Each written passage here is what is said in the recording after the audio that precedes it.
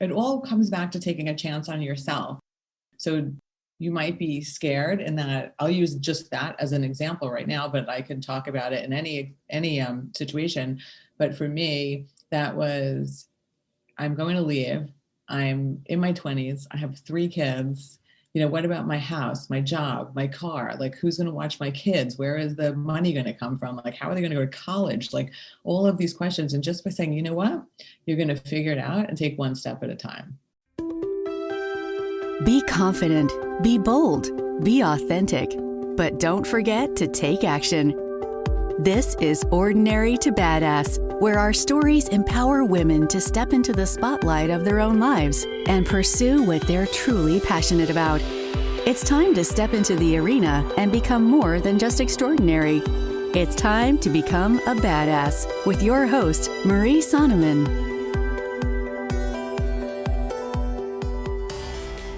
Before we jump in today, I want to share a flashback episode from the Ordinary to Badass archives. This conversation is with Nancy Feinstein, and even though this was recorded years ago, the lessons are just as important today. We talk about taking chances on yourself before you feel ready, overcoming self-doubt, dealing with stage fright, embracing messy action, and one tiny word that can completely change your mindset: yet. One of my favorite parts of this conversation is that Nancy does not show up fearless.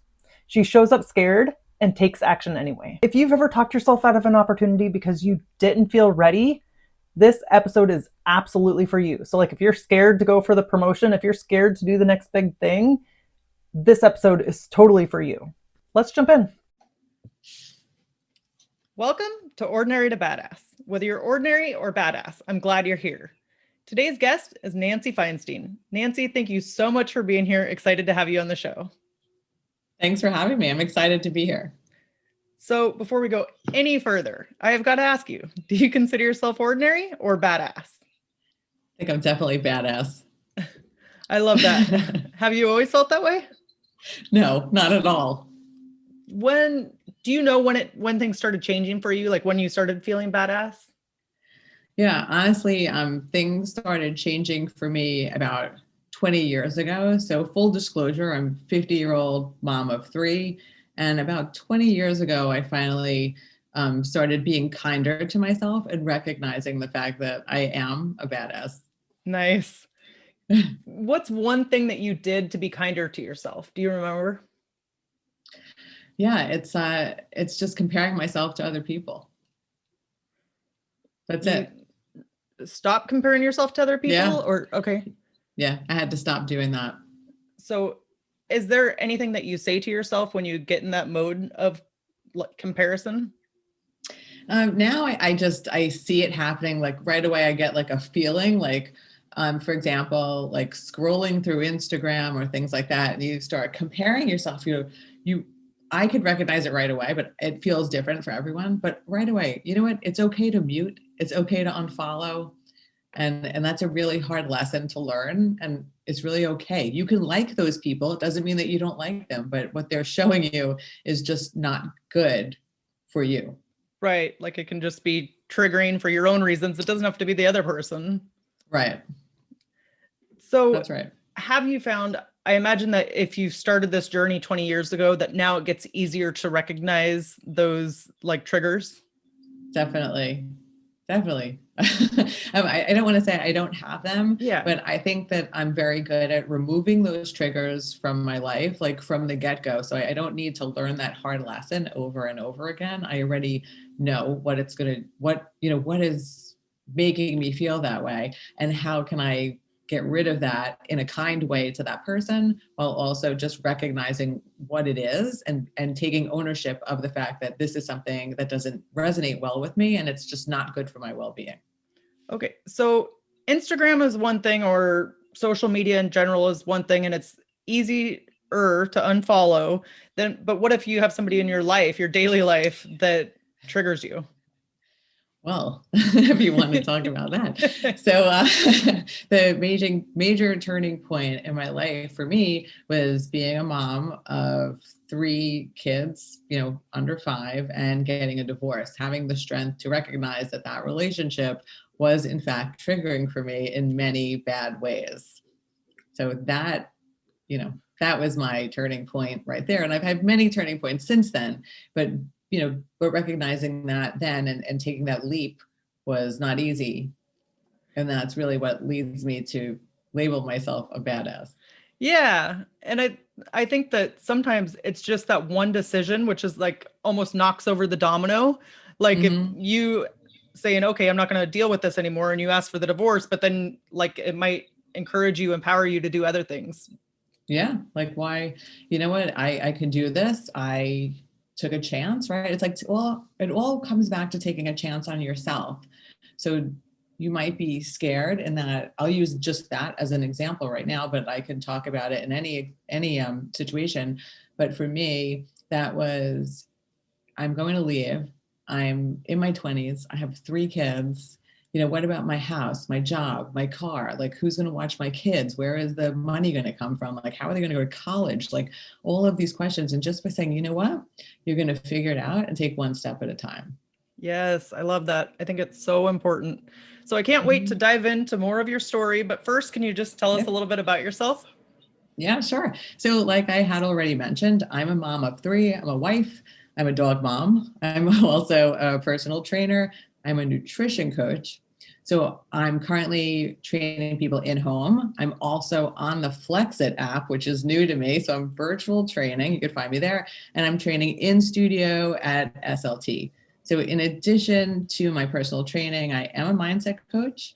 But something that I'm most proud of is I'm the chairperson of Girls on the Run Long Island, which is a not-for-profit. And I also am the vice president of the Board of Education for a high-performing school district on Long Island. Wow, you have a lot on your plate. I wear a lot of hats. Yeah. Happily wear all those hats. So can you tell me a little bit about Girls on the Run and what that entails? Yeah, sure. Girls on the Run is a not-for-profit empowerment organization for girls in 3rd, 4th, and 5th grade.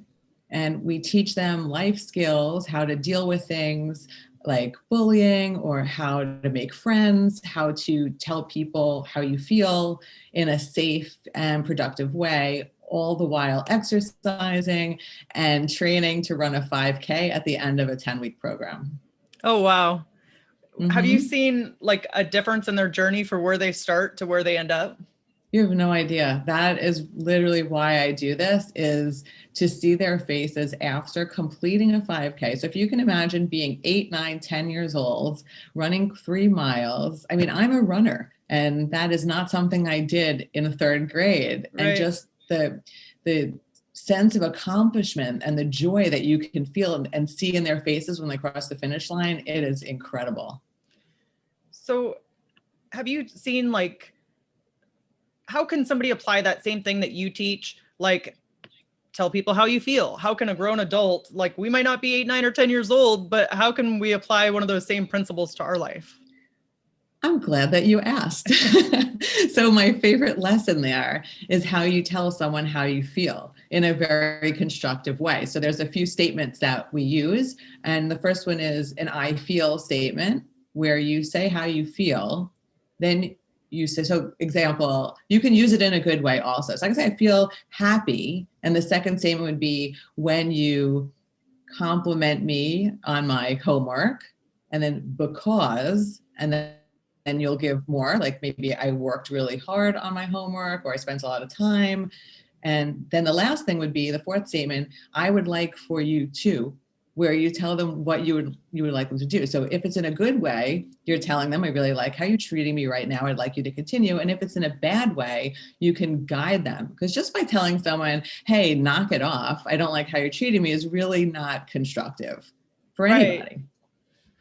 So I feel happy because I would like. Yeah, I feel. So it goes, I feel when you, because I would like for you to. Oh, you want to know what, Marie? What? I have right here, because I have all my stuff in my office. Nice. This is, I know you can see it. No, yeah. But here it is. Yeah. It's but like, sometimes it's just that simple, you know, like just having something to say how you're feeling. And then, especially as women, we sometimes expect guys to be mind readers. Yeah. Isn't that the and truth? it doesn't always work that way, you know? Yeah, it's so true. And it's so simple. It's 4 statements.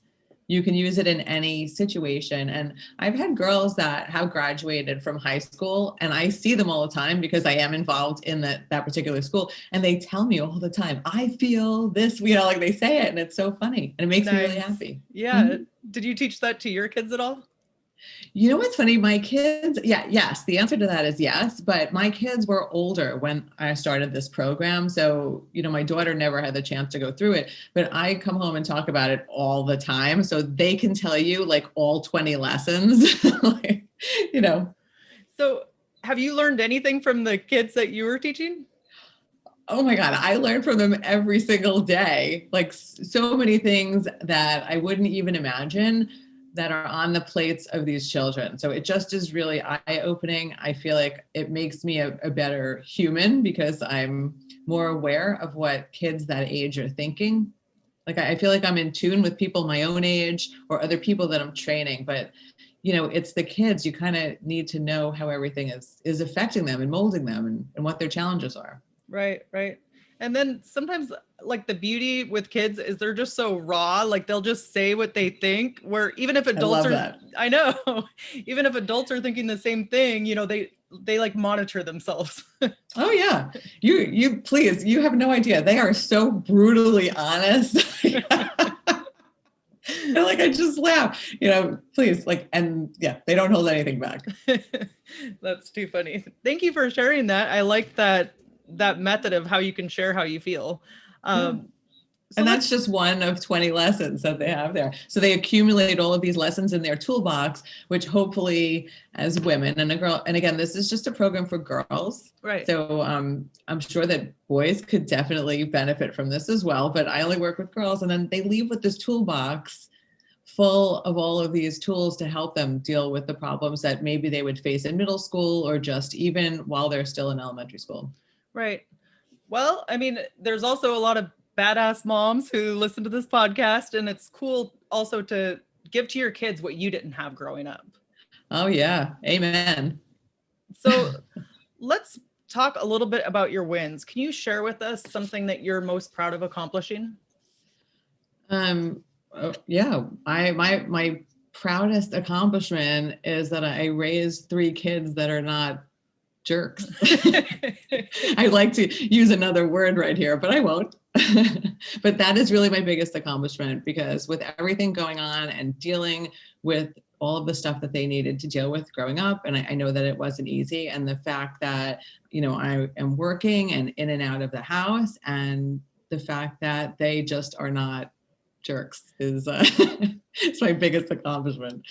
So how did you deal with that, raising them on your own, or at least, even if they had split time with you and their dad, you still had your own time with them. That can be a lot to handle.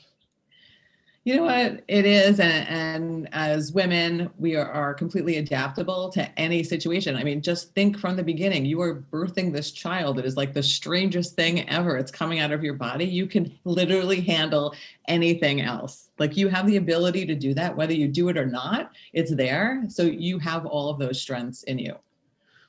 What is something that most people don't know about what it took for you to raise 3 children?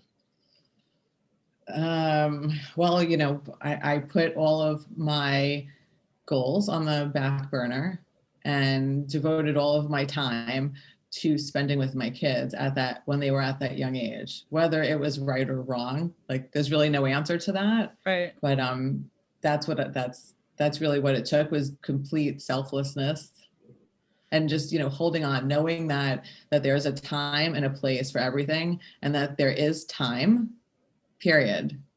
Yeah. That was it. So yeah, there's always more time, you don't run out of it per se until well, eventually when you it's will, over, but when it's over, it's over. Yeah. Yes. But often it's so easy to be like, I'm too young to do that. I'm too old to do that, like make an excuse either way. I've had that over the course of the time too, because you start to think that if I don't do it now, who's going to want me then? Right. Right? Well, Right. that's not really the question that you should be asking. You should never be asking who's going to want me then. It's like, who wouldn't want me? That's your question. Yes. And it's funny how just a simple like mindset shift can totally like Mm. change you and empower you, or go from like negativity and feeling like crap to like, yes, let's do this. You know what? I'm a big fan of that. Exactly what you were just talking about. And I have a word that I kind of live by, and I'm sure this will come up later, but it is yet is my word. And just tack that on to any sentence that you have. And that is your mindset shift right there.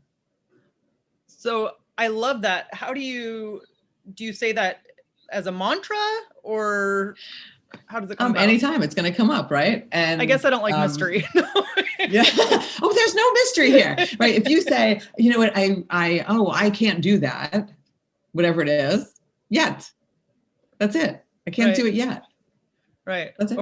Or I haven't done it yet. Yeah. Yeah. Haven't done it yet. Haven't gotten to it yet. Didn't learn how to do it yet. Haven't tried that yet. Yet. That's power awesome. Of 3 letters. Yeah. Yes.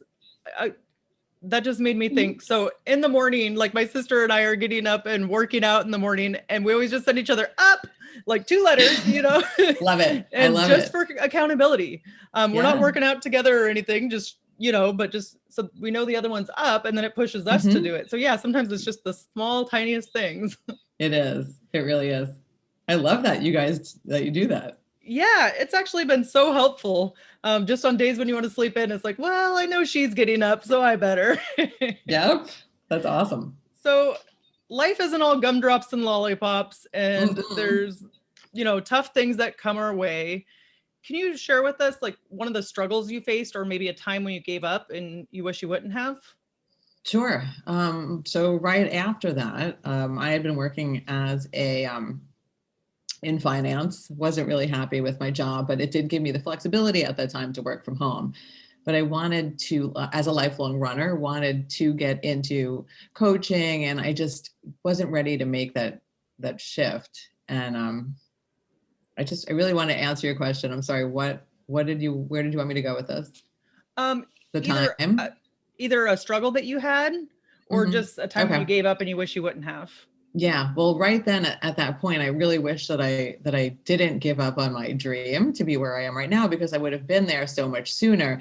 But as we had mentioned earlier, you know, I used that age as a factor, even though at the point, I remember I was 20 years younger than I am right now. And I'm like, who is going to want me? Right. Like thinking that this wasn't going to happen. And I waited and waited, and you know, things like worked out obviously, but 10 years before I like, you know, took that jump. And again, asked myself the same question. And I just, one day, like random one day, was just, I'm going to apply, thinking to myself as a 40-year-old woman, you know, which boutique fitness studio, and I work in a boutique fitness studio, right? And who's going to hire me, right? But again, it goes back to who wouldn't, like with your experience, like and your knowledge and you know, all of that good stuff, who wouldn't want you? And right then, I just really wish that I didn't give up on that thought and dream 20 years ago.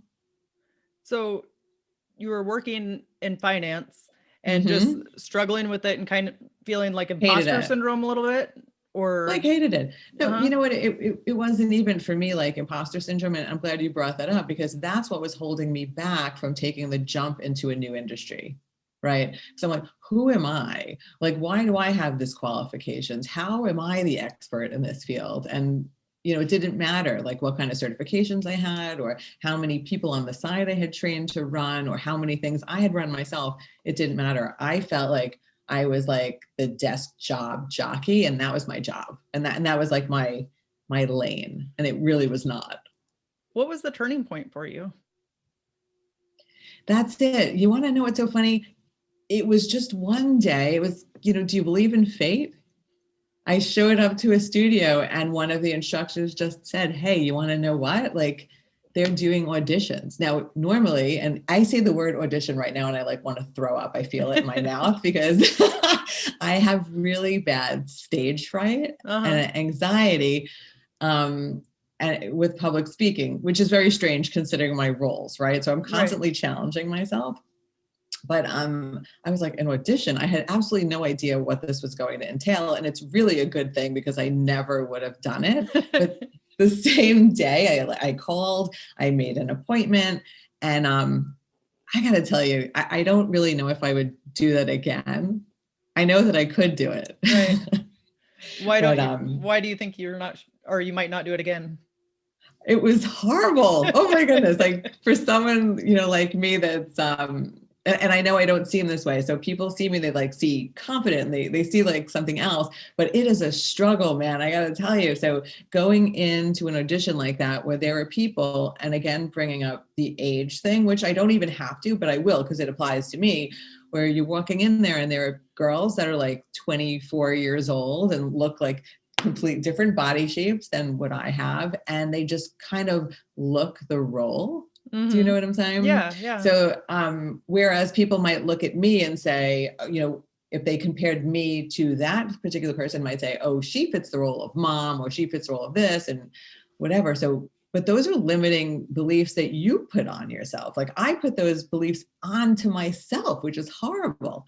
But again, like it was really nerve-wracking to be in that situation where you you needed to like spot, cue, playlist and do the routine like in front of 5 other people. I don't want to say half your age. Now they're half my age. At the time they weren't quite, but right now, yes, half my age. Right.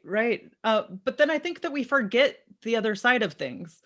Because we all go through that like, oh, nobody wants to see the mom or the this, but then we also forget that that's exactly what people need to see, because they need to know that they can be badass too, or they can be a fitness instructor, or, whatever the thing is. Yes. We kind of forget that side of things.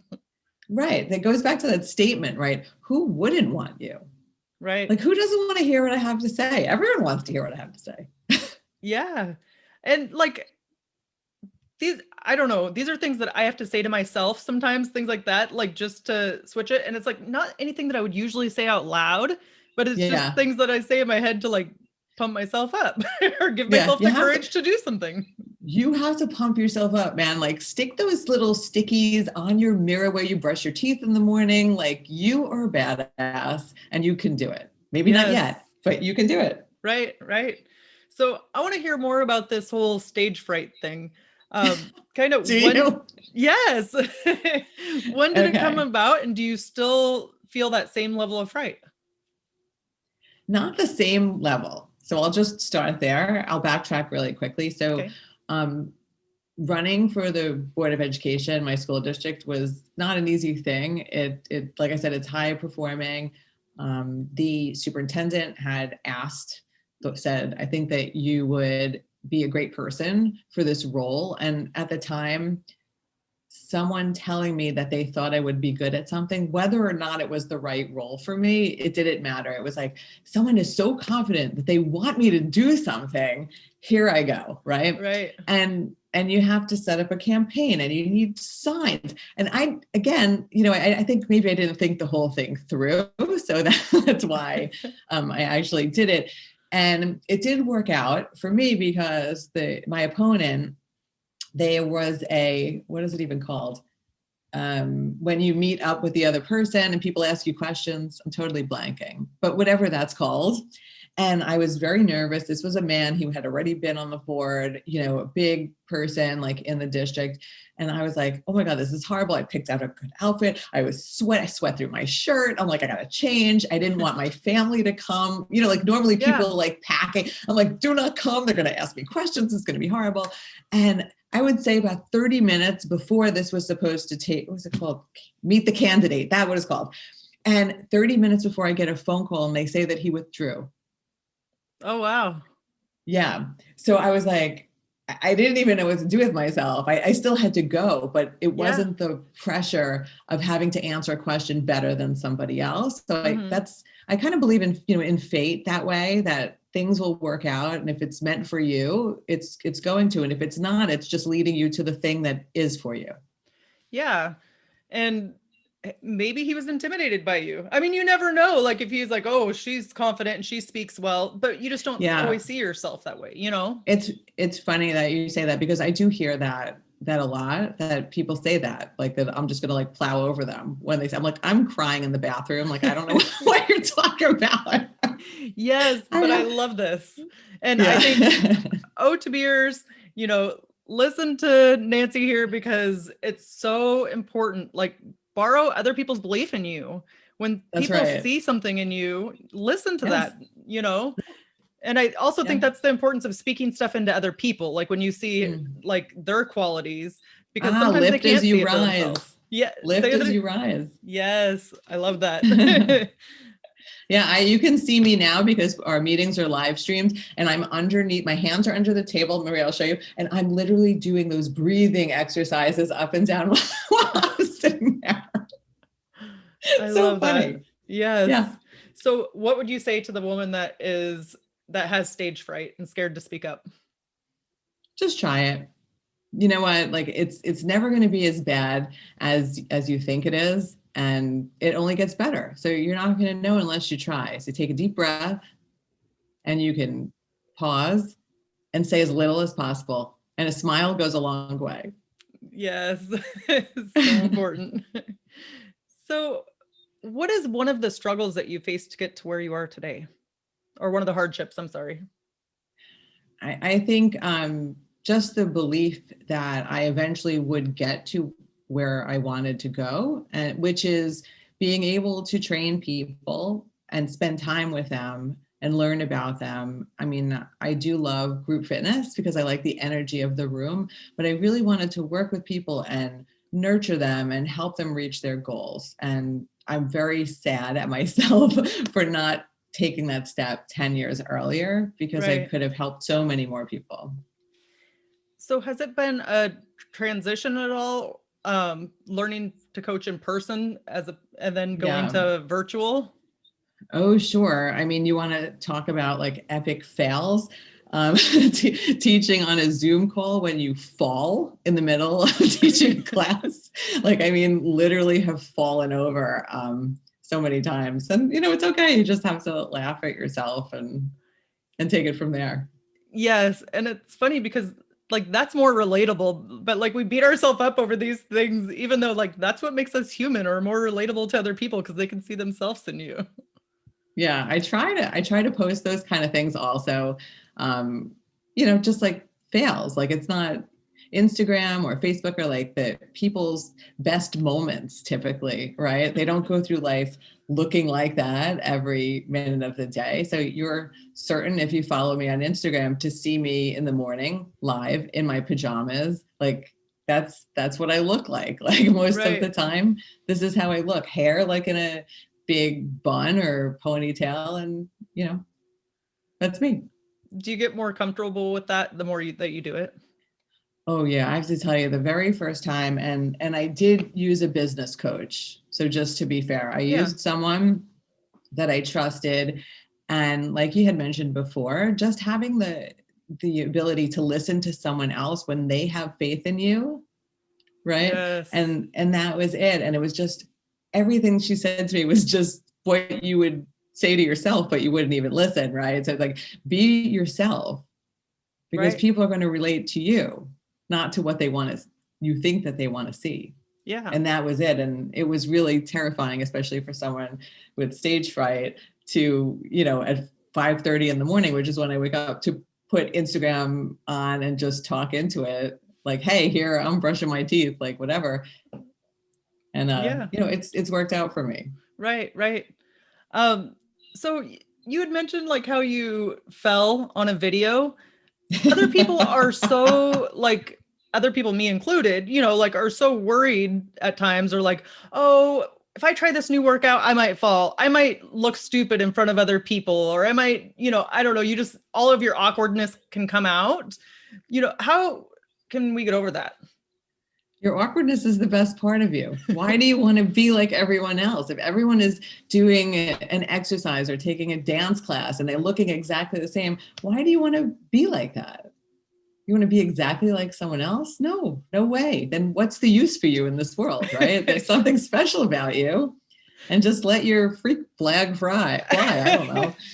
Okay, I love that you said that saying because that's one of my favorite. But yes, I mean, who you are and what's unique to you is so important. And like Yeah. the awkward is the good stuff sometimes.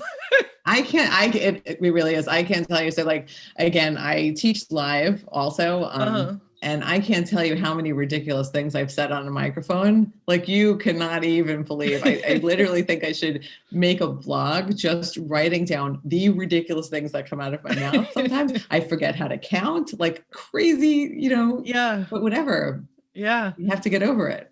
And I once heard somebody say like the things that you were made fun of as a kid is what makes you cool now. And it's like, yes, it's true. Oh, it's so true. People just want to hear, this is totally my opinion and what I found. They want to hear not just your failures, but those kind of goofy, crazy moments. And they want to hear it because they're like, you know what? I have something like that too. And who doesn't want to share something that you're holding in so tight, right? Let it out. It feels so good. Yes. So just share that stuff. Yep. Own your awkward. Own your awkward. Love it. Let's talk a little bit about your mindset. Can you tell us about your mindset and how it has led to your badassery? Well, your mindset is everything, right? Because you have a choice. Every single thing that you do, that you think, that you say, that you believe, it's your choice. So like either you can say yes or you can say no. There's really no in between. And that's where yet comes into play for me because I like to say yes to things. So maybe I can't do them yet, but like I will. And I think that has really led to a lot of my success, especially over the past 10 years, is just by that mindset shift of knowing that it's my choice. It's not someone else's choice. So you said you can say yes or you can say no. I know that sometimes we can be indecisive or, it's hard to make a decision on a yes or no. Does yet help you with that? Like throwing that in there? Of course it does, because sometimes you can make a yes and no just because you can't do it yet. And it should be on the yes side. So if you're I feel like I need to hear that again. You can make a yes, a no. By saying yeah, by adding yet, right? Because sometimes that's what's holding you back is because you think you don't know how to do it. And a big part of my mindset shift has to do with messy action. And this ties in with that yet, right? Sometimes you just have to do it. You can't wait until it's perfect. It's never going to be perfect. Right. And for me, done is better than perfect. Yes. Yes.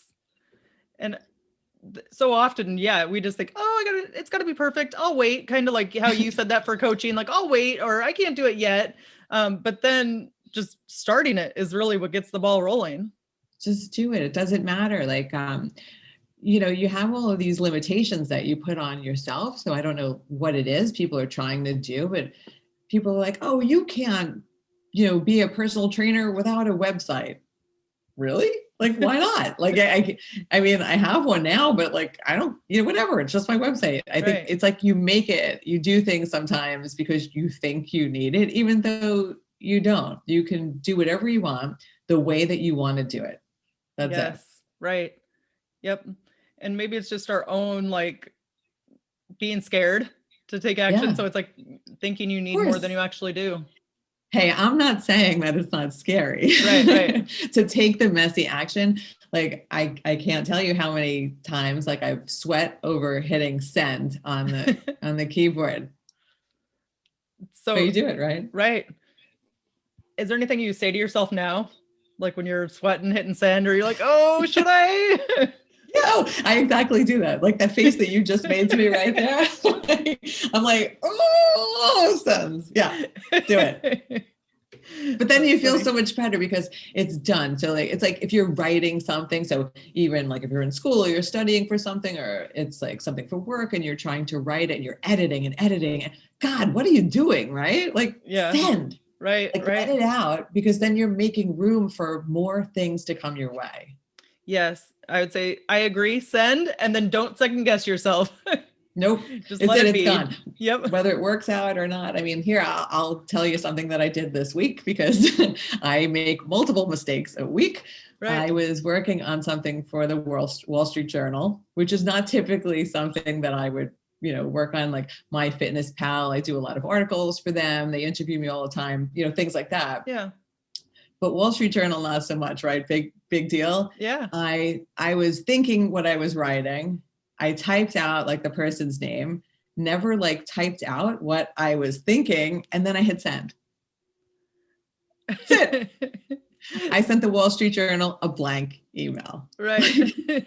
Like, to blank. And then like it was from with all of my credentials on the bottom, but I never filled in the meat. And I was like, well, that's it. Move on. Yep.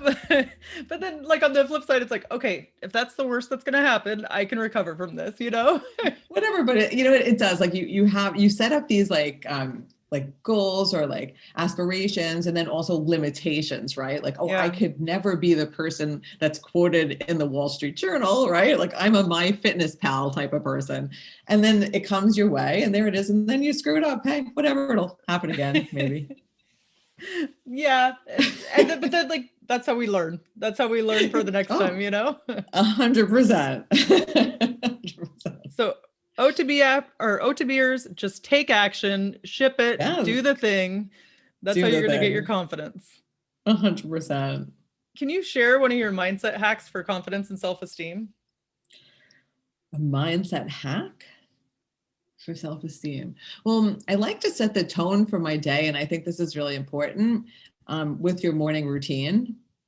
So I think that like how you said you had mentioned something to me once about something that you do in the morning and that leads to success for you. So I think it's all in your morning routine. Yes. So what do you do in the morning? Me? Yeah. I wake up, I don't look at my phone.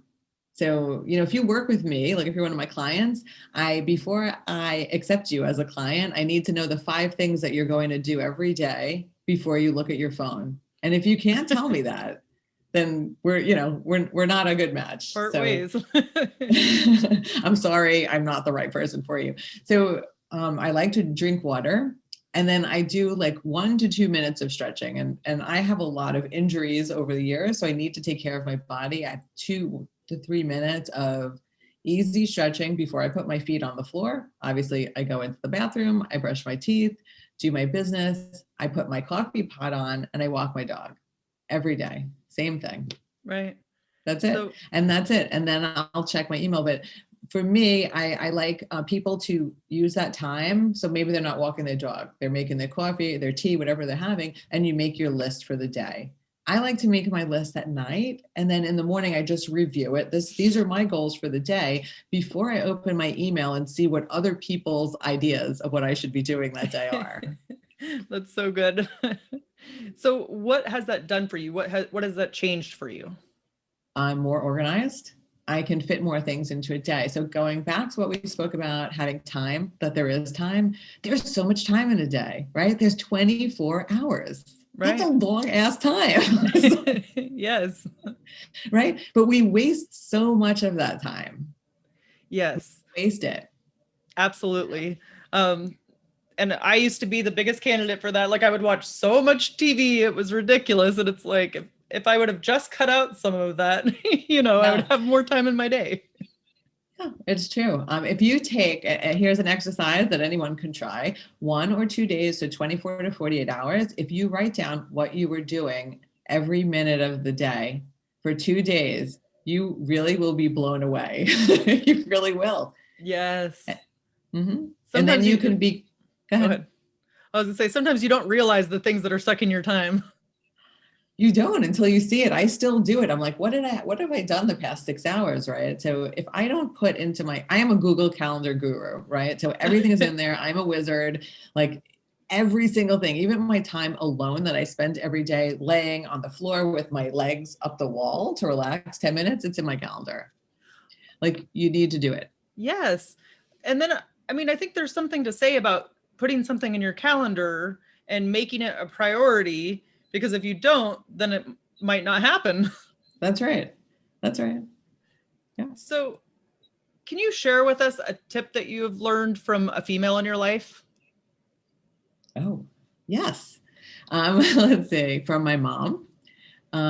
She taught me that you can still love someone, even though they hurt you and they're not good for you, but you don't need to keep them in your life in that capacity. Yes. So important. Well, the last part is really important, but also the beginning, because like holding on to hate and anger over something is just taking up time and space in your body. And, you don't need that. Can you talk to that a little bit? Sure. I mean, I can talk about my divorce. So do you want to hold anger and animosity towards someone, thinking that maybe you lost time or, you wasted time, all of these things? Or do you just want to go back to that place of the good that you had, like with the person, place or thing, whatever it is, and just move forward and say, okay, whatever. I'm not going to harbor this resentment because it's taking up space in my brain. And people, as you get older, you don't have that much space in your brain. So you don't want that clouding it up, right? There's a lot of good things happening up there. Yeah. And then, but it's also funny, like how negativity can affect you, like, and your body, Oh my God, the worst, right? Because you can hold it, sometimes you're stressed, right? You feel it in your shoulders, in your neck, maybe you have an upset stomach, maybe you have insomnia, like really just come to peace with it. It's the same thing, like dealing with stage fright, like any kind of anxiety, like things like that, just like breathe into it. Don't push it off to the side. Like I would never tell you to do that. Like really be in it. What is this? Right. Accept it. It's funny. And then yeah, because sometimes it'll just go away. Like when you really do just accept it and breathe into it, like you said, that it's more likely to go away than to hang on. Oh, when it hangs on, that's the worst. Yes. I'm not saying that I'm good at that, but I try for it. I don't think any of us are good at it. You have to work toward that. That is true. So how often do you read, and can you recommend a book and share why? I do read quite a bit, but I'm reading, training material and things about the body or nutrition, a lot of articles that come out.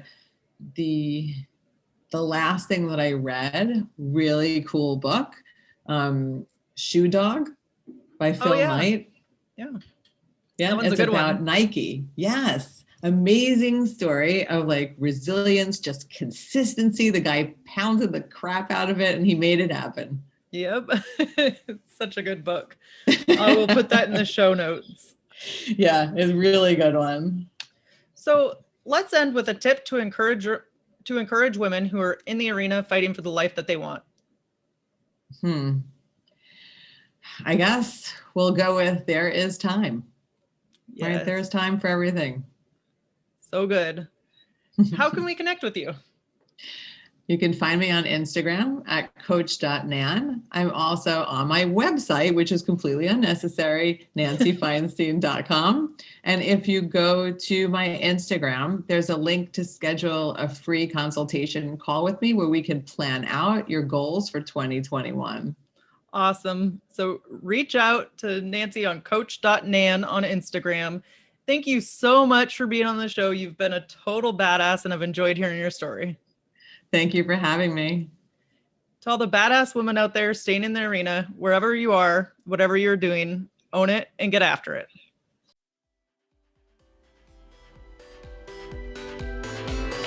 Now that you've listened to this episode of Ordinary to Badass, we want to hear from you.